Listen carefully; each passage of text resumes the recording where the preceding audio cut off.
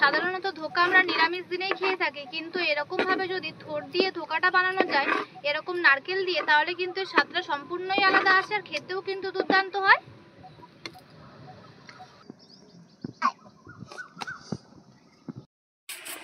নমস্কার বন্ধুরা, নিমকি রান্নাতে সবাইকে স্বাগত। আজকে আমি এই যে থোড় কাটছি, এই থোড়টা দিয়ে আজকে আমি একটা ধোকা রেসিপি করে দেখাবো। আর সাধারণত আমরা যে ধোকাগুলো খাই সেগুলো কিন্তু শুধু ডাল দিয়েই হয়। আজকে একদম স্বাস্থ্যকর উপায়ে একটা থোড় দিয়ে ধোকা করে দেখাবো। তো ভিডিওটি প্রথম থেকে শেষ পর্যন্ত দেখতে থাকুন, আশা করি খুব ভালো লাগবে। তো তার জন্য আমি থোড়গুলোকে কেটে নিচ্ছি। আর দেখুন, থোড়ের মধ্যে কিন্তু একটা এই লোম লোম মতো থাকে, সুতো থাকে, সেটাকে ছাড়িয়ে ছাড়িয়ে প্রথমে গোল করেই কেটে নিচ্ছি।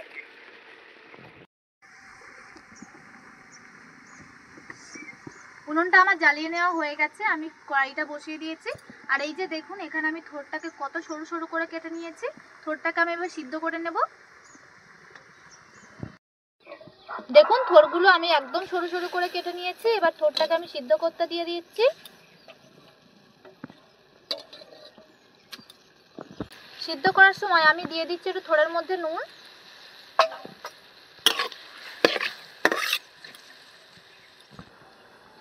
এবার আমি থোড়টাকে ঢাকা দিয়ে সিদ্ধ করে নিচ্ছি। থোড়টা আমার সিদ্ধ করে নেওয়া হয়ে গেছে, এবার এটাকে আমি নামিয়ে নিচ্ছি। আর একটা কড়াই বসিয়ে আমি দিয়ে দিচ্ছি তাতে তেল। তেলের মধ্যে আমি প্রথমে দিয়ে দিচ্ছি অল্প পরিমাণে আদা, তারপরেই দিচ্ছি নারকেল বাটা, কারণ আদা খুব বেশি কষানোর দরকার নেই।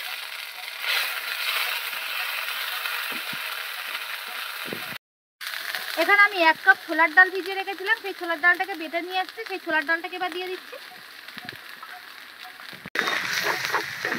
এবার ভালো করে মিশিয়ে নিতে হবে।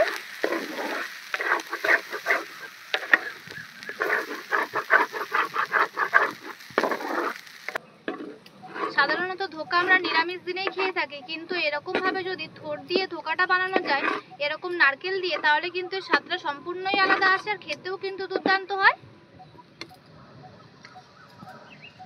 এর মধ্যে দিয়ে দিচ্ছি আমি অল্প পরিমাণে হলুদ গুঁড়ো,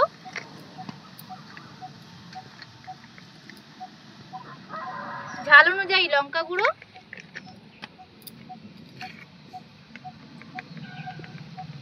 আর স্বাদ মতো দিয়ে দিচ্ছি নুন।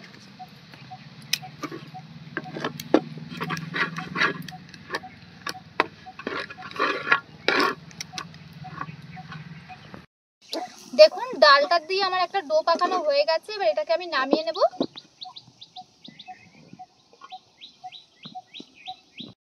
থোড়ের মধ্যেই প্রথমে দিয়ে দিচ্ছি একটু মিষ্টি অনুযায়ী চিনি। আর সাধারণত ধোকাতে কিন্তু একটু মিষ্টিই হয়, আর সবটাতেই অল্প অল্প করে লঙ্কার গুঁড়ো দেওয়া আছে, তাই এটাতেও খুব অল্প পরিমাণেই দিয়ে দিলাম লঙ্কার গুঁড়ো। খুব অল্প পরিমাণে দিয়ে দিচ্ছি হলুদ গুঁড়ো। এই আলুটা আমি আগে থাকতে হালকা একটু লঙ্কার গুঁড়ো দিয়ে মাখিয়ে রেখেছিলাম, সেই আলুটাকে দিয়ে মাখিয়ে নিচ্ছি প্রথমেই।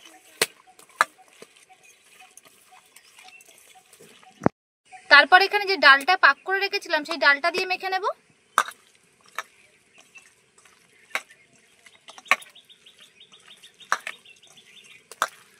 ডালটা কিন্তু এখনো অনেকটাই গরম আছে। একটা থালায় আমি তেল মাখিয়ে নিয়েছি, নিয়ে এই মন্ডটাকে ভালো করে একটা চৌকো টাইপের সেট করে দিয়ে দিলাম। এটা ততক্ষণ ঠান্ডা হোক, আমি এবার হাত ধুয়ে এটাকে কেটে নেব। দেখুন, আমি যেটা সেট করে নিয়েছিলাম তার থেকে একে একে আমি তুলে নিচ্ছি। যতটা তুলে নিচ্ছি ঠিক ততটাই ভেজে নেব। তেলটা এদিকে আমার গরম হয়ে গেছে, এবার আমি ভাজতে দিয়ে দিচ্ছি।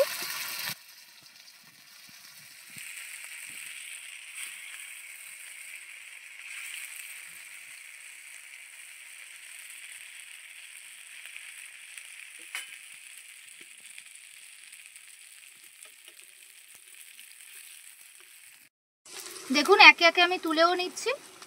আর এটা যেহেতু একটু নরম আছে, তাই চাকুর পেছন দিয়ে আমি কিন্তু এটাকে তুলে নিয়ে আবার একটু নিচেটা সমান করে নিয়ে নিচ্ছি। আপনারা যদি চান এক্ষেত্রে কিন্তু হাত দিয়েও বড়া বড়া করে কেটে নিয়ে ভাজতে পারেন। ধোকাগুলোকে আমার ভেজে নেওয়া হয়ে গেছে, আমি নামিয়ে নিচ্ছি। থোড় তো সাধারণত আমরা চচ্চড়ি কিংবা ভাজা করেই খাই, কিন্তু এইভাবে যদি নিরামিষ দিনে থোড়ের ধোকা করা হয় তাহলে কিন্তু একদম টেস্টটা অন্যরকম আসবে।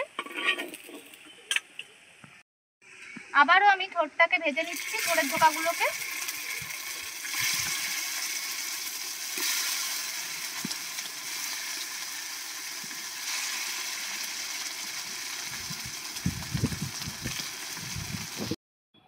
সব আমার ভেজে নেওয়া হয়ে গেছে। আর এগুলো আমি গাছের তেজপাতা আমাদের, তার জন্য কাঁচা তেজপাতাই আজকে আমি তেলের মধ্যে দিয়ে দিচ্ছি।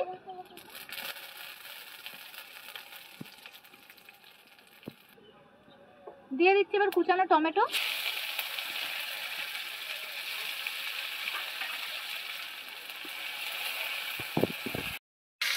দিয়ে দিচ্ছি স্বাদ মতো নুন,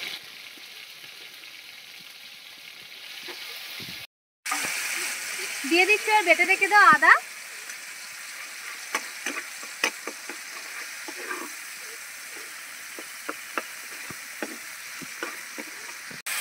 এবার দিয়ে দিচ্ছি পরিমাণ মতো হলুদ গুঁড়ো,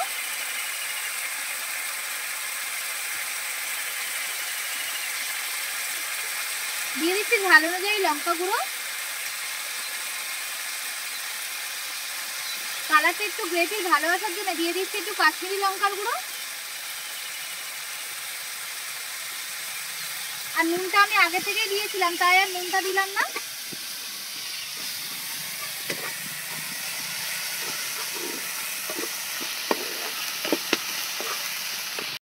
মশলার মধ্যে এবার একটু খুব সামান্য পরিমাণ আমি জল দিয়ে দিলাম,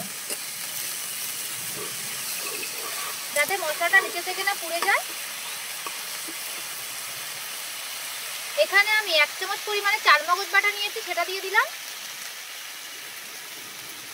গ্রেভিটা ভালো হওয়ার জন্য এখানে আপনারা দইও ব্যবহার করতে পারেন। সেই চারমগজ বাটা প্লেটের জলটা আমি একটু দিয়ে দিচ্ছি মশলার মধ্যে।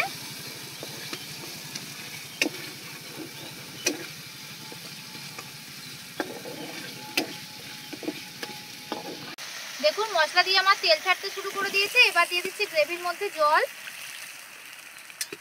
আর থোড়ের এই ধোকাটা কিন্তু খুব বেশিক্ষণ ফোটানো যাবে না, কারণ থোড় দেওয়ার জন্য ধোকাটা একটু নরম টাইপের হয়, তার জন্য বুঝে শুনে জলটা ব্যবহার করতে হবে। গ্রেভিটা আমার ফুটে উঠতে শুরু করে দিয়েছে। এবার একে একে আমি থোড়ের ধোকাগুলোকে দিয়ে দিচ্ছি।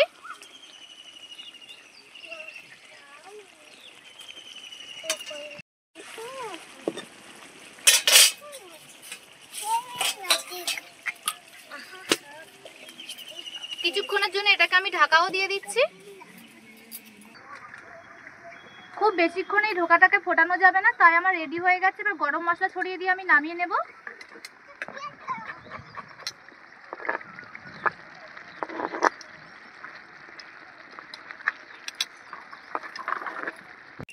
দেখুন আজকে আমাদের থোড় দিয়ে ধোকার রেসিপিটা কমপ্লিট হয়ে গেছে। আর দেখুন কতটা সুন্দর হয়েছে, এটা কিন্তু খেতেও খুব সুন্দর হয়। আমাদের চ্যানেলে নিত্য নতুন ভিডিও দেখতে অবশ্যই আমাদের চ্যানেলটি সাবস্ক্রাইব করে আমাদের পাশে থাকবেন। আজকের ভিডিওটি দেখার জন্য অসংখ্য ধন্যবাদ।